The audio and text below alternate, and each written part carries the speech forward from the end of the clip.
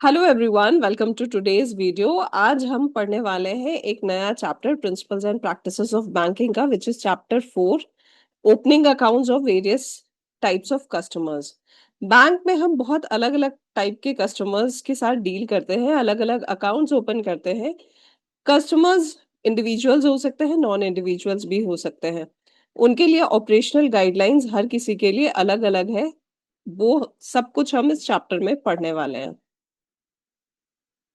So account की requirements क्या क्या होती है, गवर्निंग रूल्स क्या है एंड ऑपरेशनल गाइडलाइंस क्या है इन कस्टमर्स के साथ डील करने के लिए। बैंकिंग रिलेशनशिप में डाइवर्स कस्टमर बेस हो सकता है, जैसे कि बैंक इंडिविजुअल कस्टमर्स को भी सर्व करती है, पार्टनरशिप अकाउंट्स भी ओपन करती है, कंपनीज के अकाउंट, कोऑपरेटिव सोसाइटीज के अकाउंट, गवर्नमेंट बॉडीज के अकाउंट। और हर एक कस्टमर टाइप के लिए अलग अलग डॉक्यूमेंटेशन, अलग अलग कंप्लायंस के प्रोसीजर्स हैं। अकाउंट ओपनिंग जो होता है वो एक कॉन्ट्रैक्चुअल रिलेशनशिप बिल्ड करता है बिटवीन बैंक एंड कस्टमर, जिसमें एसेंशियल इंफॉर्मेशन हमें चाहिए होती है कस्टमर की, ऑपरेशनल इंस्ट्रक्शंस को फॉलो करना होता है और कुछ डिक्लेरेशंस लेने होते हैं। डिक्लेरेशन का जैसे एग्जांपल होता है कि जैसे अगर कोई कस्टमर है जो नॉमिनेशन नहीं कराना चाहते, तो उसमें वहां उन्हें डिक्लेरेशन देना होता है कि वो नॉमिनेशन नहीं कराना चाहते। अब आते हैं पर्सनल अकाउंट्स में। पर्सनल अकाउंट्स में हम इंडिविजुअल अकाउंट्स ओपन करते हैं, जॉइंट अकाउंट ओपन कर सकते हैं जहां दो या दो से ज्यादा लोग अकाउंट ओपन करेंगे। इनके ऑपरेशंस के मोड्स अलग अलग हो सकते हैं। एंड माइनर के अकाउंट्स भी ओपन करते हैं जहां पर बच्चे जो 10 साल के ऊपर के हैं वो इंडिपेंडेंटली भी अपने अकाउंट को ऑपरेट कर सकते हैं और विथ गार्जियनशिप के असिस्टेंस के साथ भी ऑपरेट कर सकते हैं। इंडिविजुअल अकाउंट की रिक्वायरमेंट क्या होती है? सबसे पहली रिक्वायरमेंट होती है 18 साल से ऊपर के होने चाहिए। साउंड माइंड और मेंटल कैपेसिटी उनकी होनी चाहिए, बिल्कुल मेंटली साउंड होने चाहिए। Not an undischarged insolvent, insolvency का अगर केस कभी चला है उस पर्सन के ऊपर, तो उनको अगर डिस्चार्ज नहीं मिला है कोर्ट से, तो आप अकाउंट ओपन नहीं कर सकते। Not disqualified by applicable law, और किसी एप्लीकेबल लॉ से अगर वो डिसक्वालिफाई हो चुके हैं, अकाउंट नहीं ओपन कर सकते हैं, तो भी आपको लीगल मैटर्स को ध्यान में रखते हुए अकाउंट्स ओपन करने हैं। अकाउंट ओपनिंग फॉर्म साइन लेते हैं हम इंडिविजुअल से और केवाईसी डॉक्यूमेंट्स लेते हैं as per the prescribed regulations of RBI. Joint account के फंडामेंटल्स होते हैं कि जॉइंट अकाउंट जो हम ओपन करते हैं, open when funds belong to multiple person for joint control, convenient access या succession planning in case of death. तो कोई भी पर्सन जो प्लानिंग कर रहा हो सक्सेशन के लिए, या फिर मल्टीपल लोग किसी अकाउंट को ऑपरेट करना चाहते हैं, जैसे हस्बैंड वाइफ हो सकते हैं, फादर एंड सन हो सकते हैं।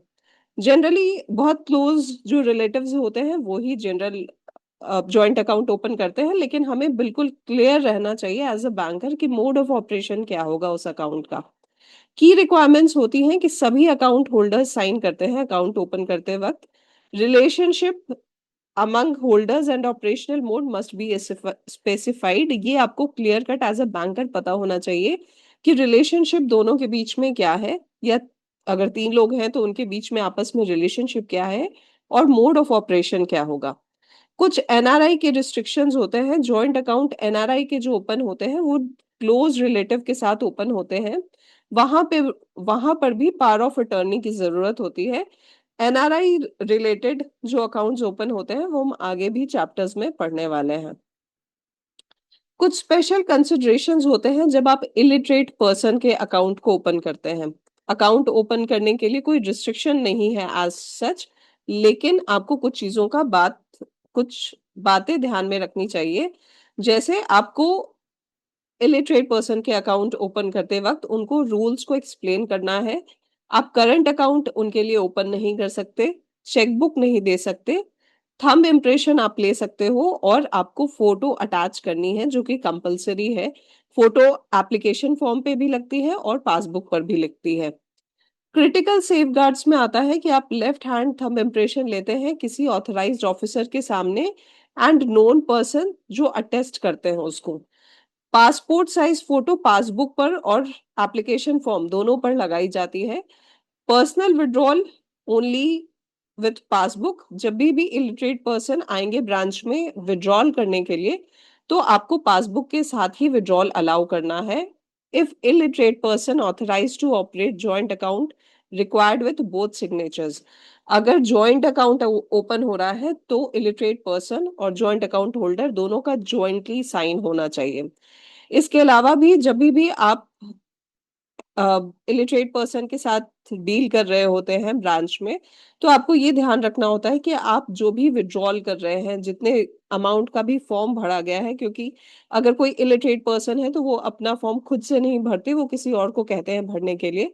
तो वहां पर आपको ध्यान रखना होता है कि आप उनको बोल करके बताएं कि आपने कितना विड्रॉ किया है और अभी कितना बैलेंस बचा है। जब आप उनको बताते हैं ये सेम चीज आपको ब्लाइंड पर्सन के केस में भी करनी होती है। जब आप इलिटरेट पर्सन या ब्लाइंड पर्सन को इन्फॉर्म करते हैं कि आपके अकाउंट से इतना विड्रॉ किया गया है और इतना बैलेंस बचा है, तब उसके आसपास और कोई नहीं होना चाहिए। बिकॉज ऐसा नहीं कि वो ब्रांच से बाहर लेकर के जाएं कैश और कोई और उनसे छीन ले। तो वहां पर as a banker you should be careful. Blind person के अकाउंट में कोई लीगल बैरियर नहीं है, आप ओपन कर सकते हैं, लेकिन अगेन इसमें भी आपको स्पेशल केयर की जरूरत होती है, क्योंकि सिग्नेचर जो होते हैं वो कंसिस्टेंटली सेम नहीं आते, एंड कई बार उनकी डिपेंडेंसी होती है ऑन अदर्स, क्योंकि फॉर्म भरने के लिए वो खुद से नहीं भर पाएंगे। बैंक्स को प्रोटेक्टिव मेजर्स ब्लाइंड पर्सन के अकाउंट में क्या लेके चलना होता है कि photograph attach to form and passbook, form और पासबुक दोनों पर फोटो लगती है ब्लाइंड पर्सन की। सिग्नेचर या थंब इम्प्रेशन हम लेते हैं जो कि अटेस्ट कराते हैं किसी पर्सन के सामने, एंड उनसे अटेस्ट अटेस्ट करवाते हैं एप्लीकेशन फॉर्म के ऊपर भी। लेटर ऑफ अथॉरिटी लेते हैं अगर कोई और उनके अकाउंट को ऑपरेट करेगा, और पासबुक एंट्री हम रीड अलाउड करके बताते हैं उनको। लेकिन जब रीड अलाउड करते हैं तो हमें सिर्फ ये ध्यान रखना होता है कि आसपास और कोई ना हो।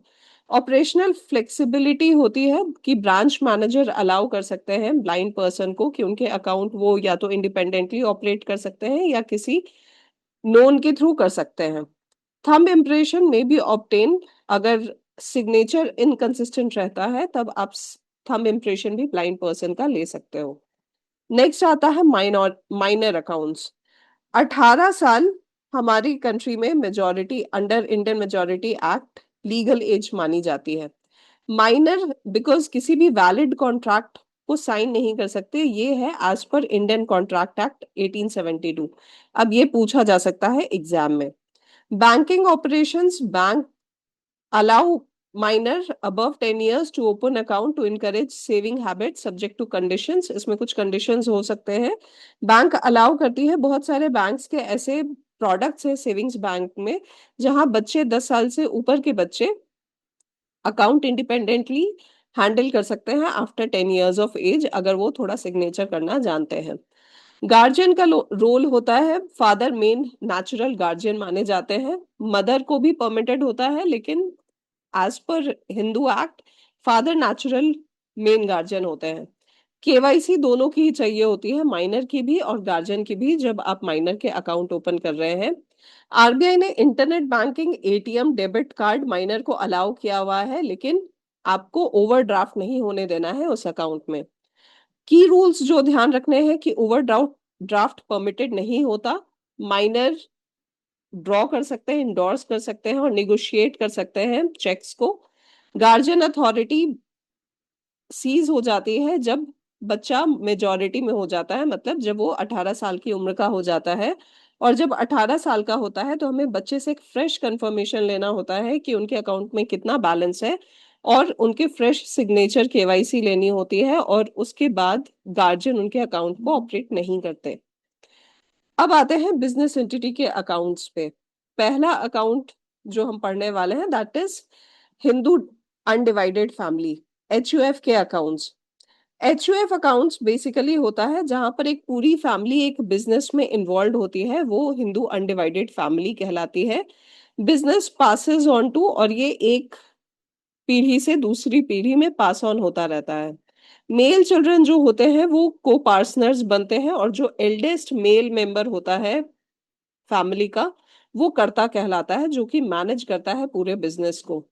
2005 में एक अमेंडमेंट आया था इस एक्ट में, हिंदू सक्सेशन एक्ट का अमेंडमेंट आया था, जिसके अंतर्गत अब डॉटर्स भी को पार्टनर्स हो सकती हैं, और दिल्ली हाई कोर्ट ने एक रूलिंग में एल्डेस्ट फीमेल मेंबर को भी एज अ कर्ता एक्सेप्ट करना अलाउ कर दिया है।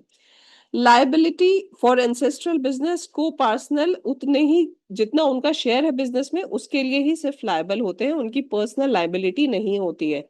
जब भी अकाउंट ओपन होगा तो सभी लोग साइन करेंगे, लेकिन ऑपरेशंस का काम करता ही करते हैं। डिक्लेरेशन नीडेड होगी, स्पेसिफाई द करता फ्रॉम ऑल द मेंबर्स, जितने भी मेंबर्स हैं वो डिक्लेयर करेंगे कि हमारे बीच में करता कौन है। एचयूएफ के डॉक्यूमेंटेशन के लिए आपको अकाउंट ओपनिंग फॉर्म लेना होता है, स्पेसिमेन सिग्नेचर लेना होता है कर्ता का, जॉइंट फैमिली का एक लेटर चाहिए होता है, माइनर मेंबर का ऑथराइजेशन चाहिए होता है जो नेचुरल गार्जियन उनके बिहाफ पर करते हैं, और केवाईसी डॉक्यूमेंट्स लेने होते हैं, जो हमने लास्ट चैप्टर में पढ़ा है उसके अकॉर्डिंग केवाईसी डॉक्यूमेंट्स लेने होते हैं। सोल प्रोप्राइटरशिप क्या होता है? जहां पर एक पर्सन ही बिजनेस देख रहा है और सारा कुछ उसके साथ ही है, कोई लीगल एंटिटी अलग से क्रिएट नहीं होती सोल प्रोप्राइटरशिप में। तो सोल प्रोप्राइटरशिप में पर्सन और बिजनेस को बहुत अलग नहीं देखा जाता, दोनों का सेम बैलेंस शीट बनता है। तो लीगल डिस्टिंक्शन नहीं होती है। Law does not distinguish between proprietor and proprietorship concern. Account treated as individual account, no incorporation document or statutory registration required. यहाँ पर आपको incorporation या statutory registration required नहीं होती sole proprietorship के केस में। की रिक्वायरमेंट्स होती है that no saving account in firm name, आप करंट अकाउंट ही ओपन करेंगे फर्म के नाम पर। ऑल डॉक्यूमेंट जितने भी होंगे वो प्रोप्राइटर साइन करेंगे, एंड प्रोप्राइटरशिप का डिक्लेरेशन चाहिए होगा। सिग्नेचर जो होगा वो फर्म के नेम पर होगा, पर्सनल नेम पर नहीं, पर्सनल कैपेसिटी में नहीं होगा, वो एज अ प्रोप्राइटरशिप की कैपेसिटी में होगा। एंड चेक भी जो साइन होगा वो फर्म के नाम पर होगा। नेक्स्ट आता है पार्टनरशिप फर्म। पार्टनरशिप फर्म होता है जहां दो लोग या दो से ज्यादा लोग एक बिजनेस को स्टार्ट करते हैं और एक पार्टनरशिप में शुरू करते हैं। पार्टनरशिप में कुछ लोग स्लीपिंग पार्टनर्स भी हो सकते हैं, एंड कुछ एक्टिव पार्टनर्स होते हैं, या सब एक्टिव पार्टनर्स भी हो सकते हैं। ये डिपेंड करता है कि उनके आपस की क्या अंडरस्टैंडिंग है और उन्होंने पार्टनरशिप किस रूल्स एंड रेगुलेशंस के हिसाब से बनाया है। उसके लिए हमें पार्टनरशिप डीड लेना होता है, वो हमने पिछले चैप्टर में ऑलरेडी देखा है। रजिस्ट्रेशन इंडिया में सिर्फ 2 स्टेट में मैंडेटरी है, बाकी किसी स्टेट में पार्टनरशिप का रजिस्ट्रेशन मैंडेटरी नहीं है। गुजरात और महाराष्ट्र ये 2 स्टेट्स हैं जहां रजिस्ट्रेशन अकाउंट ओपनिंग के लिए मैंडेटरी है। जब आप लोन करते हैं तब रजिस्ट्रेशन मैंडेटरी हो जाता है पार्टनरशिप के केस में, लेकिन डिपॉजिट के केस में सिर्फ 2 स्टेट्स में मैंडेटरी है। पार्टनरशिप अकाउंट के रूल होते हैं कि you have to take registration का सर्टिफिकेट अगर रजिस्टर्ड है। साइनिंग अथॉरिटी कौन कौन होंगे, एंड वो firm as a partner sign करेंगे फॉर फर्म। डिस्प्यूट का प्रोटोकॉल अलग होता है पार्टनर के केस में, and require all partner jointly, and mutual agency होती है, partner can bind firm by their act including sleeping partners. So sleeping partners वो पार्टनर्स होते हैं जो कि डे टू डे ऑपरेशंस या ऑपरेशंस में एक्टिवली पार्ट नहीं करते, वो बिजनेस में एक्टिवली पार्ट नहीं करते, लेकिन जस्ट बिकॉज उन्होंने अपना कैपिटल दिया हुआ है उस कंपनी या बिजनेस को रन करने के लिए, तो उनको एक पार्ट ऑफ द प्रॉफिट दिया जाता है बिकॉज उनका कैपिटल इन्वेस्टेड है, लेकिन बिकॉज उनका एक्टिव रोल नहीं है तो they are called sleeping partners. Partnership में चेंजेस जब भी होती हैं, क्रिटिकल इवेंट्स, तो उसका इफेक्ट पार्टनरशिप फर्म पे पड़ता है। जैसे अगर कोई पार्टनर ऐड हुआ है, अकाउंट अगर क्रेडिट में है तो आप ओल्ड अकाउंट को एज इट इज रहने देते हैं, और अगर अकाउंट डेबिट में है तो आप एक नया अकाउंट ओपन करते हैं अगर नया पार्टनर ऐड हुआ है। इसके पीछे का लॉजिक ये है कि जितने भी पार्टनर्स पहले थे उनकी जो लायबिलिटी थी वो पिछले अकाउंट के साथ सीज कर दी जाती है, बिकॉज अकाउंट डेबिट बैलेंस में था।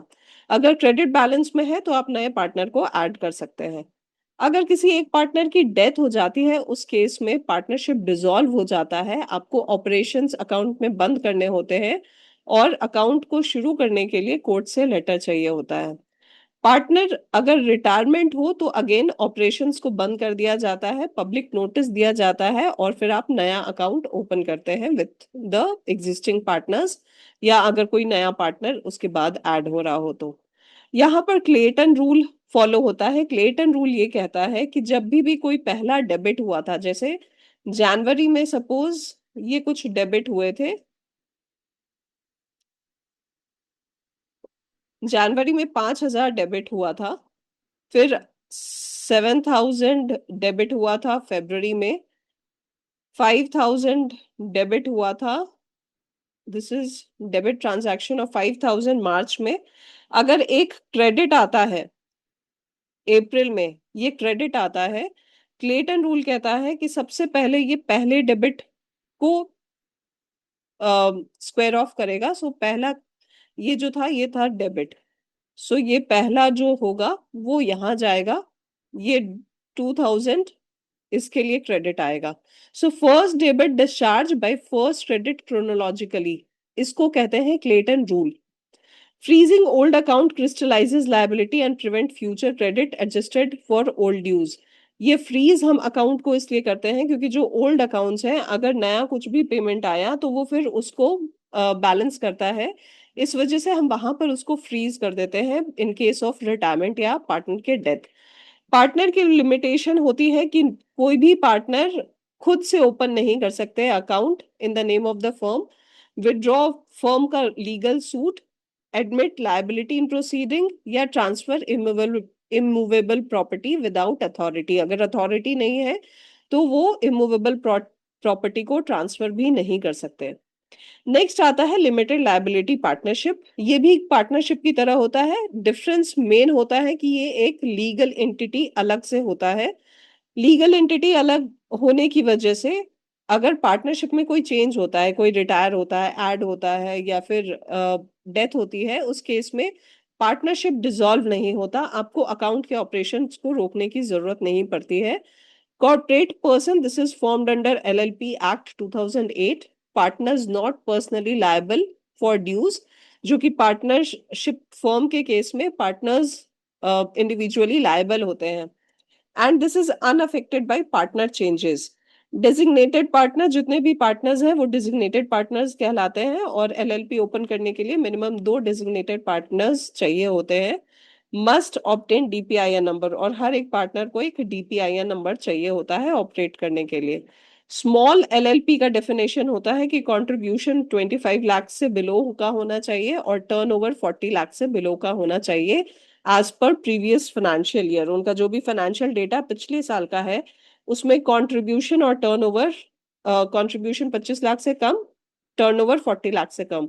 टर्नओवर बेसिकली मतलब होता है सेल्स उनका कितना था, तो सेल्स, टोटल सेल्स 40 लाख का से कम का होना चाहिए। कंट्रीब्यूशन का मतलब होता है sales minus the variable cost, contribution कहलाता है वो 25 लाख से कम का होना चाहिए। अब आते हैं लिमिटेड कंपनीज में। लिमिटेड कंपनी में 3 तरह की बेसिकली कंपनीज होती हैं। One is called public limited. Public limited वो कंपनीज होती हैं जो कि स्टॉक एक्सचेंज पर लिस्टेड कंपनीज हैं।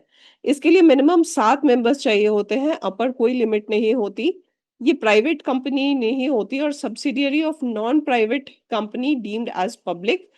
अगर कोई सब्सिडियरी है पब्लिक कंपनी की तो वो भी पब्लिक कंपनी ही कंसिडर की जाती है।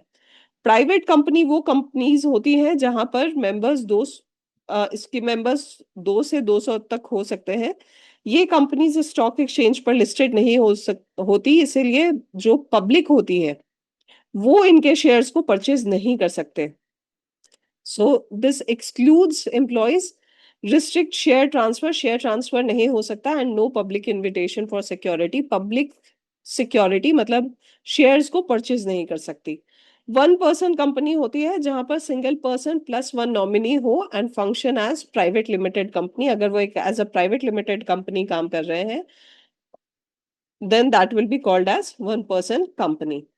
कंपनी अकाउंट ऑपरेशंस में आपको जो चीजें ध्यान रखनी होती है कि कैश विड्रॉल जो होगा वो ऑथराइजेशन के हिसाब से होगा, permitted only after specific company authorisation to prevent fraud. तो जब हम अकाउंट ओपन करते हैं तो हम एक ऑथराइजेशन लेटर भी लेते हैं जहां पर हमें ये पता होना चाहिए कि कौन से लोग होंगे जो ऑथराइज्ड होंगे अकाउंट को ऑपरेट करने के लिए। सेकंड आता है जॉइंट सिग्नेटरीज, यूजुअली टू और more signatories required, multiple person designated for operational flexibility. जैसे हो सकता है कई कंपनीज जब अपना रेजोल्यूशन, बोर्ड रेजोल्यूशन निकालती है अकाउंट ओपन करने के लिए, वहां पर ही वो ऑथराइज कर देती है कि इन 5 लोगों में से हर एक ट्रांजैक्शन के लिए कम से कम, इनमें से इन 5 में से कम 2 लोगों के सिग्नेचर होने चाहिए। तो ये चीज एज अ बैंकर आपको पता होना चाहिए और आपके सिस्टम में भी एज इट इज ही अवेलेबल रहना चाहिए, ताकि जब भी अकाउंट ऑपरेट हो आपको पता हो कि कौन कौन लोग ऑपरेट कर सकते हैं। अगर किसी सिग्नेटरी की डेथ होती है तो उससे कोई भी अकाउंट पर बहुत ज्यादा फर्क नहीं पड़ता, और उनका अगर साइंड चेक है तो आप उसके पेमेंट को स्टॉप करने की जरूरत नहीं होती है, वो as it is, because company exist करती है। तो ऑल्दो जिसने साइन किया था उनकी डेथ हो गई, फिर भी आप ऑपरेट कर सकते हैं, पेमेंट कर सकते हैं। Borrowing powers, trading companies have implied powers, और नॉन ट्रेडिंग कंपनीज जो होती हैं उनके जो जो भी चीजें होती हैं वो मेमोरेंडम और आर्टिकल ऑफ एसोसिएशन में मेंशन्ड होता है। अब आते हैं कुछ स्पेशलाइज्ड एंटिटीज में, जहां club, associations, trust, executors, cooperative society and government bodies आ जाती हैं। क्लब एंड अनरजिस्टर्ड जो बॉडीज होती हैं इनके अपने बाईलॉज होते हैं। सो आप जब भी अकाउंट ओपन करते हैं तो आपको बाईलॉज और रूल्स, मैनेजिंग कमिटी का ये पता होना चाहिए। Created by individual for common objective, generally ये किसी कॉमन ऑब्जेक्टिव के लिए ओपन किए जाते हैं account, social, cultural, religious, charitable या professional purpose, and often not registered as trust, society और कंपनी। ना ये ट्रस्ट की तरह रजिस्टर्ड होते हैं, ना ये सोसाइटी की तरह रजिस्टर्ड होते हैं, ना ये कंपनी की तरह रजिस्टर्ड होते हैं। एज अ बैंकर आपको बाय लॉ पढ़ने होते हैं, ताकि आपको पता हो कि फंक्शंस एंड पावर्स किसके क्या हैं। डेबिट्स के ट्रांजैक्शंस जो होंगे उनको आपको मॉनिटर करना होता है, ताकि वो ऑर्गेनाइजेशनल एक्टिविटीज से रिलेटेड ही हो, एंड आपके जितने भी स्क्रूटनाइज पेमेंट्स होते हैं वो आपको स्क्रूटनाइज करने हैं एज अ बैंकर। अब आते हैं ट्रस्ट अकाउंट पर। ट्रस्ट अकाउंट एक ऑब्लिगेशन की तरह होता है to annex to property ownership, arising from confidence reposed in and accepted by a person for another's benefit. So trust account कैसा होता है? अगर कोई इंडिविजुअल है सपोज, वो अपने किसी प्रॉपर्टी को किसी को देना चाहता है या किसी यूज में लेकर के आना चाहता है, तो वो एक ट्रस्ट फॉर्म कर सकता है, जहां वो खुद इन्वॉल्व नहीं होगा, एक ग्रुप ऑफ ट्रस्टीज होंगे, कुछ ग्रुप ऑफ पीपल होंगे जो ट्रस्टीज कहलाएंगे। वो उसके ऑपरेशंस को देखेंगे और वो इंश्योर करेंगे कि उस प्रॉपर्टी को बेनिफिशियरी के यूज के लिए यूज किया जा रहा है। तो इसमें जो मेन पर्सन होगा वो कहलाता है, जो ट्रस्ट बनाता है वो कहलाता है author of trust, person who reposes और डिक्लेयर्स द कॉन्फिडेंस। जो लोग हैंडल करते हैं वो कहलाते हैं trustees, person who accept the confidence and manage property, और बेनिफिशियरी होते हैं जिनके बेनिफिट के लिए ये कॉन्फिडेंस एक्सेप्ट किया गया है, वो कहलाते हैं बेनिफिशियरीज। ट्रस्ट ऑपरेशंस के की रूल्स होते हैं कि ensure payment comply with trust deed provision. हमने लास्ट चैप्टर में ये देखा था कि जब हम अकाउंट ओपन करते हैं ट्रस्ट का तो हमें ट्रस्ट डीड लेना होता है। तो वहां पर हमें पेमेंट्स के टाइम में ये ध्यान रखना है कि आपके ट्रस्ट डीड के प्रोविजन के हिसाब से ही पेमेंट्स हो। Never collect trust cheques for trustee private account, trust के चेक्स को आप ट्रस्टी के प्राइवेट अकाउंट में नहीं जमा कर सकते। And bank has no right of set off trust funds against trustees individual debts. अब इसका क्या मतलब होता है? जैसे मान लो कि ट्रस्टीज हैं ABCD, ये 4 लोग ट्रस्टीज हैं। सो सपोज अगर ये 4 ABCD, ये 4 ट्रस्टीज हैं, और सेट ऑफ का मतलब क्या होता है? सेट ऑफ हम आगे भी पढ़ने वाले हैं। सेट ऑफ का मतलब होता है कि अब अगर किसी कस्टमर का हमारे पास डिपॉजिट अकाउंट भी है और लोन अकाउंट भी है, अगर लोन अकाउंट ओवर ड्यू है फॉर अ सर्टेन अमाउंट और उनके डिपॉजिट अकाउंट में ओवर ड्यू अमाउंट है जहां से हम विड्रॉ करके लोन अकाउंट में पेमेंट ले सकते हैं, ये हमें रूल अलाउ करता है, लेकिन उतना ही अमाउंट ले सकते हैं जितना ओवर ड्यू है। तो वैसे केस में हम ट्रस्टी का अगर कोई भी इंडिविजुअल अकाउंट्स है, इंडिविजुअल लोन है, उस लोन में ट्रस्ट के अकाउंट से पेमेंट नहीं ले सकते। तो ये बेसिकली ये पॉइंट ये कहना चाहता है। एग्जीक्यूटर एंड एडमिनिस्ट्रेटर्स क्या होता है, कुछ लोग जैसे जिनके पास बहुत प्रॉपर्टी है, वो अपना विल साइन करके जाते हैं और विल जब देते हैं तो वो एक पर्सन को ऑथराइज करते हैं कि मेरे बाद कौन इस विल को एग्जीक्यूट करेगा, वो कहलाता है एग्जीक्यूटर। अगर विल में ऑलरेडी प्रोवाइडेड है, विल अगर अवेलेबल है, तो एग्जीक्यूटर होता है जो कि derives title immediately after testator's death. Testators मतलब होता है जिसकी एक्चुअली डेथ हुई है, जिसने अपना विल बनाया था। लेकिन एक्ट करने के लिए एग्जीक्यूटर को कोर्ट से एक प्रोबेट लेना होता है before acting as a executor, and they can not delegate their power to third party, किसी और को अपनी पावर नहीं दे सकते। एडमिनिस्ट्रेटर होता है जहां पर कोई विल नहीं है, जहां विल एग्जिस्ट नहीं करता है, वहां पर कोर्ट अपॉइंट करती है एक पर्सन को जो कि प्रॉपर्टी को डिस्ट्रीब्यूट करते हैं, वो कहलाते हैं एडमिनिस्ट्रेटर्स। एंड ये भी अपनी पावर थर्ड पार्टी को नहीं दे सकते। अकाउंट भी जो ओपन होता है वो as per probate letter of succession या एडमिनिस्ट्रेशन के तहत ही ओपन होता है, and used only for estate funds disposed per as per the court orders, और उसका डिस्पोजल भी एज पर कोर्ट ऑर्डर्स होता है। नेक्स्ट आते हैं कोऑपरेटिव सोसाइटीज। तो कोऑपरेटिव सोसाइटीज के भी जो रूल्स होते हैं उनको फॉलो करने होते हैं। पेमेंट्स जो भी आ रहे हैं वो आपको ध्यान रखना होता है कि रूल्स के अकॉर्डिंगली ही हो। So check for any restrictions, आपको एज अ बैंकर चेक करना है कि जो भी रिस्ट्रिक्शंस हैं वो आप फॉलो करें। कुछ स्टेट के रजिस्ट्रेशन होते हैं और कुछ जगह रजिस्ट्रार की परमिशन चाहिए होती है, वो भी आपको आपके स्टेट में क्या रूल्स रेगुलेशंस है वो मालूम होना चाहिए। Can invest with registrar approval bank as per section 32 and resolution required. Resolution चाहिए होता है प्रेसिडेंट का, and one more from secretary and treasury must sign. So cooperative society में बेसिकली तीन लोग होते हैं जो मेन होते हैं, one is president, one is called secretary and one is treasurer. तो एक जो रेजोल्यूशन होगा उसमें एक सिग्नेटरी प्रेसिडेंट तो होंगे ही होंगे, एंड सेकंड सिग्नेचर या तो ट्रेजरी या फिर ट्रेजरर या फिर सेक्रेटरी का हो सकता है। नेक्स्ट आते हैं गवर्नमेंट अकाउंट्स। गवर्नमेंट अकाउंट के भी अलग अलग रूल्स एंड रेगुलेशंस होते हैं।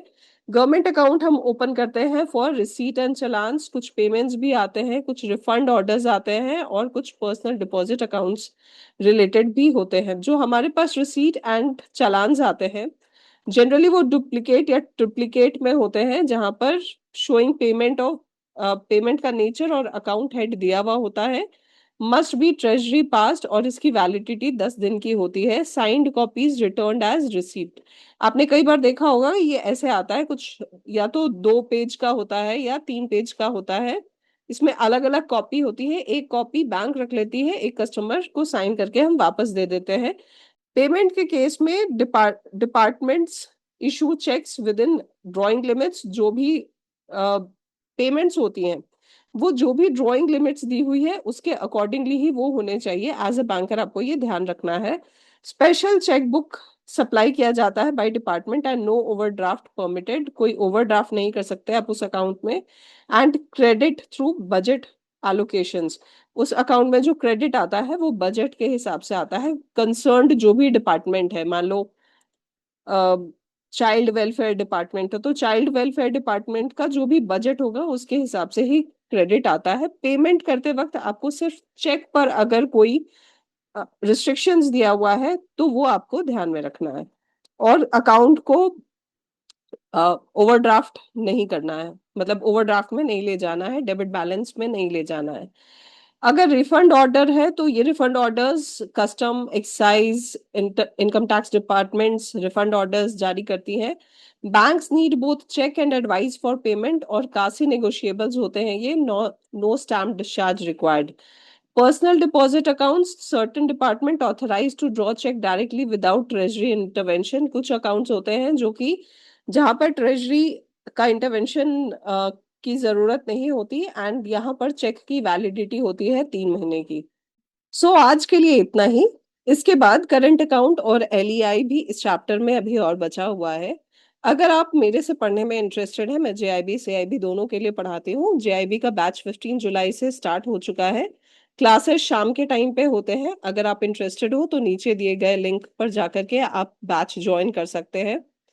15 जुलाई से स्टार्ट हुआ है, लेकिन हमारे क्लासेस अभी ज़्यादा नहीं हुए हैं। इफ यू आर इंटरेस्टेड और नवंबर एग्जाम के लिए आप सीरियस हैं, then you must start your preparation right now, क्योंकि अभी सही टाइम है, आपके पास काफ़ी समय है पढ़ने के लिए, रिवाइज़ करने के लिए और प्रैक्टिस करने के लिए। सो सी यू इन द क्लास।